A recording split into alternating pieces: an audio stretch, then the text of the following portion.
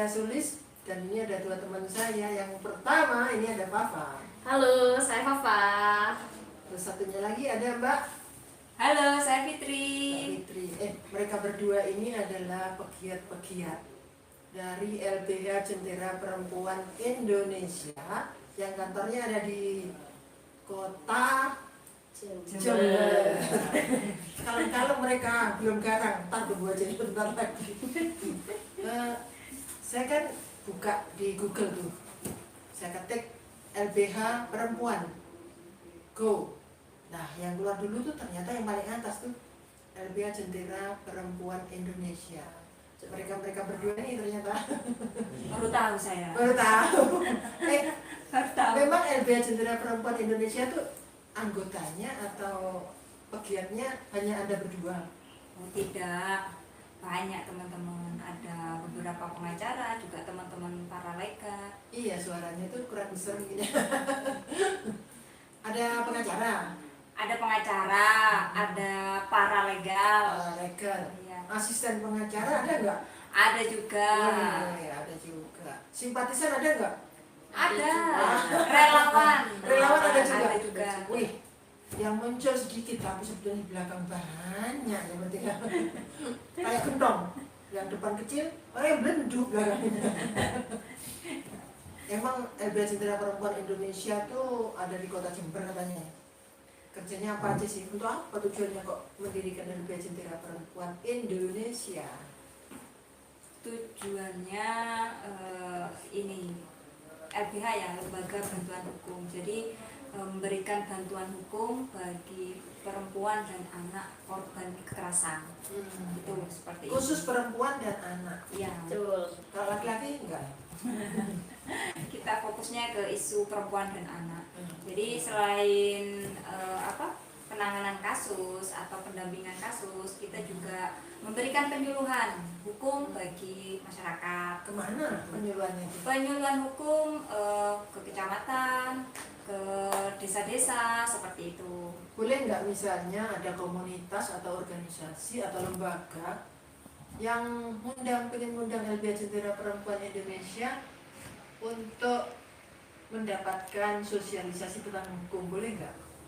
Boleh banget. Jadi kalau ada yang mau ngundang dari LBH Jentera Perempuan, teman-teman bisa klik di Google atau langsung chat ada nomor adminnya di situ. Oke, nanti di deskripsi kita catatkan nomor adminnya betul. ya. Jadi bisa misalnya mengundang untuk apa, acara apa gitu ya. Terus namanya kok LBH Jentera Perempuan Indonesia. Indonesia loh di situ. Berarti apakah bisa nih kasus di luar Jember juga yang ingin mengadu ke LBH Jentera? Bisa. Jadi untuk pengaduan itu kita kan buka pengaduan tidak hanya offline tapi bisa melalui online. Online itu di nomor kontak yang ada di website gbpjember.com itu ada, klik LBH Jentera. Kemudian juga bisa melalui email. Emailnya apa? Emailnya itu jenteraperempuanlbh@gmail.com di situ. Jadi selama ini penanganan kasus yang di luar Jember memang masih sebatas ini ya, via telepon gitu. Tapi tidak mengurangi TikTokan terus gitu. Apa semacam konsultasi hukum begitu? Ya tidak hanya konsultasi hukum tapi juga misal kita ada klien dari luar kota gitu ya, tapi kan kita secara ini tidak bisa langsung mendampingi, kita awasi Dirujuk ya gitu. ada yang dirujuk tapi ada juga yang kita kasih tahu cara-caranya, misal proses-proses perceraian kayak gitu kita dampingi, kita japri agendanya apa, seperti itu kita pantau. Bahasanya ini bisa istilahnya didampingi secara online walaupun itu jauh di luar kota. Ya. Langkah-langkahnya apa?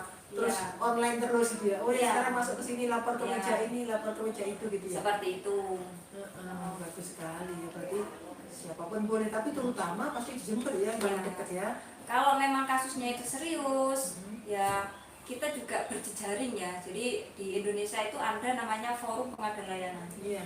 Nah, FPL. Ya kalau LBH Jentera Perempuannya sendiri, misalnya nih ada pengaduan kasus, masuknya pengaduan tuh bisa katanya nanti lewat WA ya. Ya. Lewat WA, lewat email juga.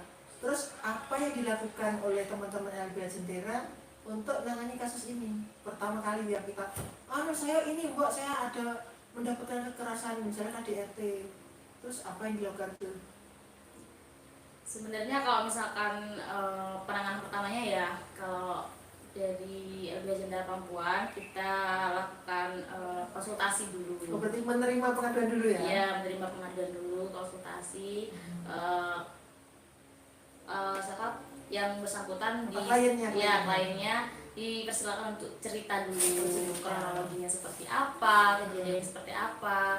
Terus kita tanyakan dulu, karena nggak semua klien kita itu mau ke ranah hukum. Oh, jadi ada yang konsultasi aja, Ada yang memang minta didampingi ke ranah hukum, proses hukum ada ya.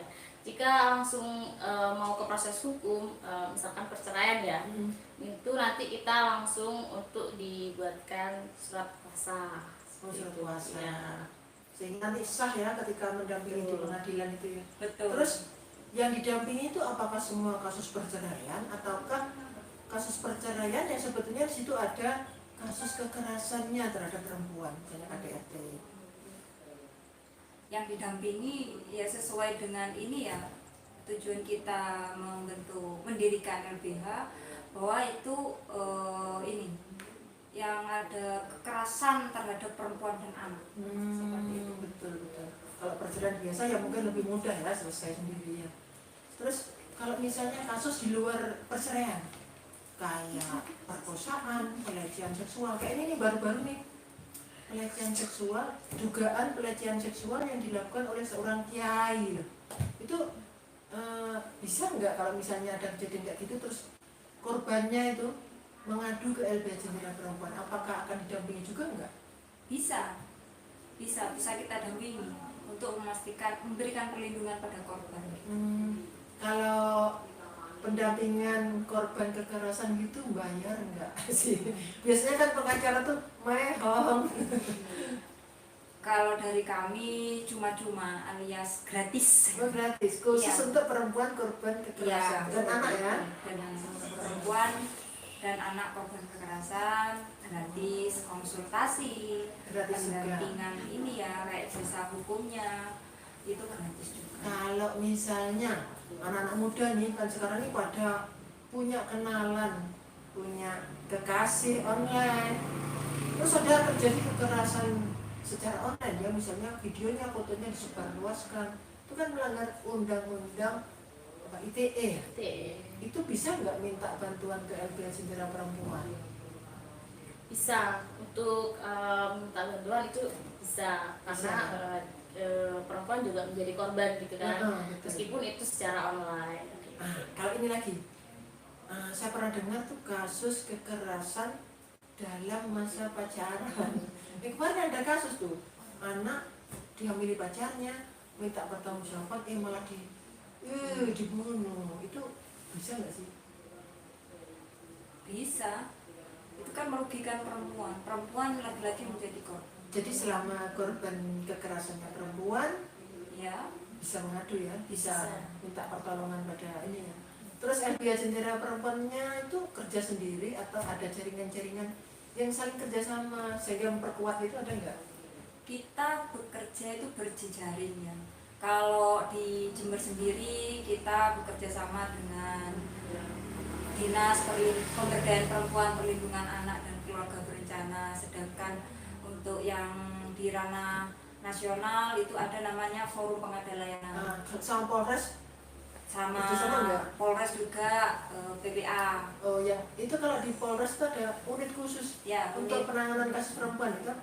unit PPA, Itu Perlindungan Perempuan. kerjasama juga dengan Iya. Jentera. Oh, jadi ada ini ya, sinergi ya. Ya, Enggak, pokoknya gimana kita bisa memperjuangkan hak perempuan gitu ya. ya tidak hanya itu juga dari kementerian. Oh, kalau di luar ya. Jadi Ya. ada dari luar Jember juga punya jaringan. Punya jaringan. Apa saja ini? Forum Pengada Layanan namanya. Apa? Jadi forum pengada layanan itu lembaga-lembaga yang memberikan layanan atau bantuan layanan hukum bagi perempuan dan anak korban kekerasan. Oke, baik teman-teman, segini dulu jumpa kita dengan LBH Jentera Perempuan. Sampai ketemu lagi. Jangan lupa dulu ya subscribe, like, dan komen di YouTube channel GP Jember TV. Yang mau mengadu layanan Bukan santai.